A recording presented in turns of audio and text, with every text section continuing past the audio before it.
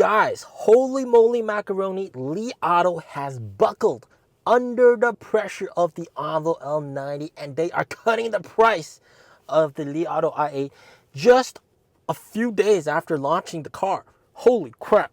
That's how big of an impact the Envo L90 has on the Li Auto i8. So let's quickly go over the weekly insurance registrations for NIO the past week and how it stacked up, and also what the Envo numbers were. So, of course, for last week, NIO had respectable 7,930 insurance registrations, up 58% from the week before. Pretty damn nice. Of that, 3,450 were from the NIO brand. Envo brand had 3,700. So for the first time ever, Envo is surpassing NIO in terms of weekly insurance registrations. This is a monumental step, and this is, of course, what needs to happen for Envo to be a mass market brand. It's supposed to have more deliveries than NIO. And Firefly had 780 weekly insurance registrations. And of these insurance registrations, the Envo L90 was 1,976 in the 3 days that it was delivered. So a little bit under my expectations, but it has to do with pace of delivery. I mean, the delivery centers are all packed.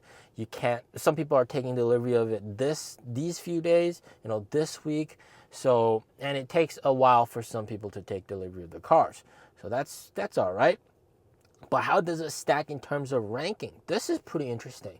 So at first place, Leap Motor with 10,000 weekly insurance registrations. Pretty interesting. Xiaomi Xpeng at number 2 with 9,000. And then NIO's taking number 3 spot, which is pretty nice. And then that's above Xiaomi's 7,500 and above Li Auto's 5,900. And man, Li Auto has dropped quite substantially, man. That's pretty crazy. Probably feeling the impact. I mean, Envo L90 is absorbing a lot of the L9 and L9 buyers, and of course i8 buyers. I looked at a statistic online. It was like around 40% of Envo L90 buyers were actually comparing to the Li Auto i8, and then roughly about 20% were comparing to Leap Motor cars. So that's pretty interesting. And then below that, of course, you got Zeekr 2,900, Avatar 1,800, and IM Motors 1,300. So pretty impressive, pretty nice numbers, okay? 7,930. But of course, Li Auto is feeling the heat, guys. So apparently, according to insiders, the Li Auto i8 only received 6,000 orders since they launched the car, apparently. So that's just a terrible number, man. That's just really, really low. And of course, it has a lot to do with the Envo L90, right? And of course, the trucking incident, the people making memes out of it and everything.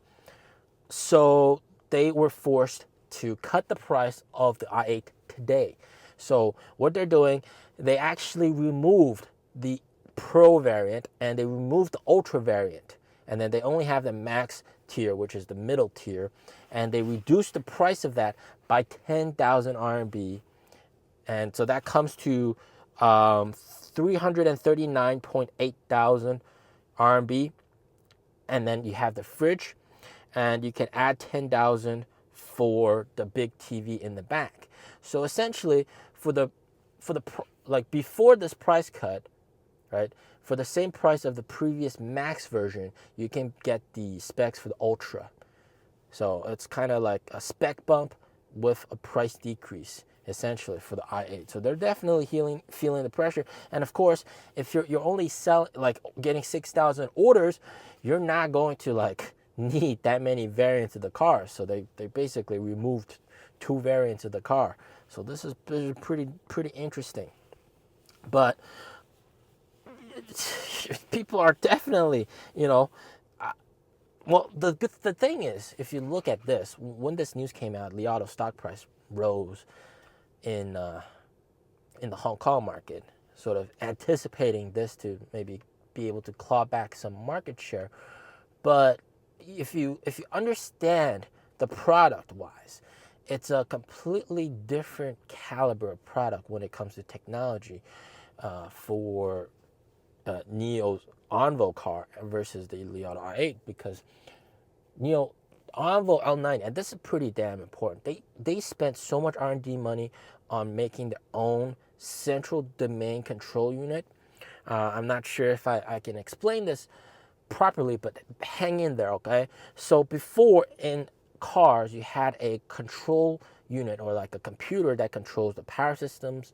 You had a computer that controlled like the seating. You had a computer that controlled the autonomous driving.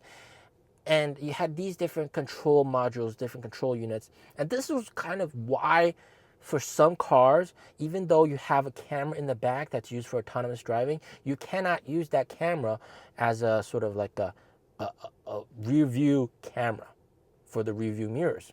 Like digital rear view mirrors, you give me that, you can't, right? Because that's controlled by that autonomous driving control unit.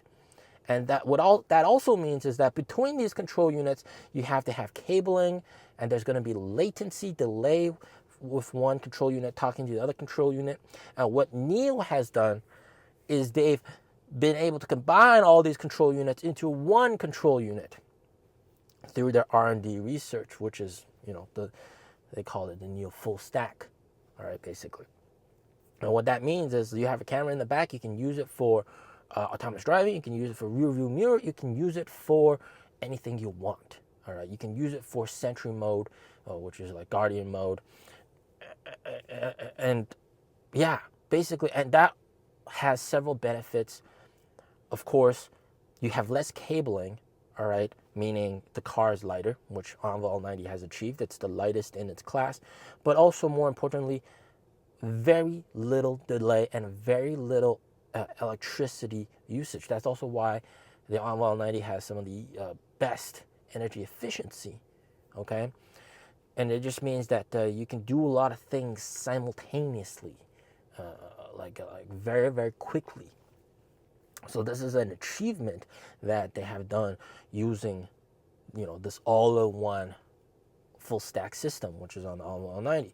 Whereas the Li Auto i8, they don't have this. All right, they don't have this. They still have these separate individual control units, which means, in terms of tech, right? You have one computer that controls everything, or you have multiple smaller computers that controls different aspects of the car, but they're talking to each other.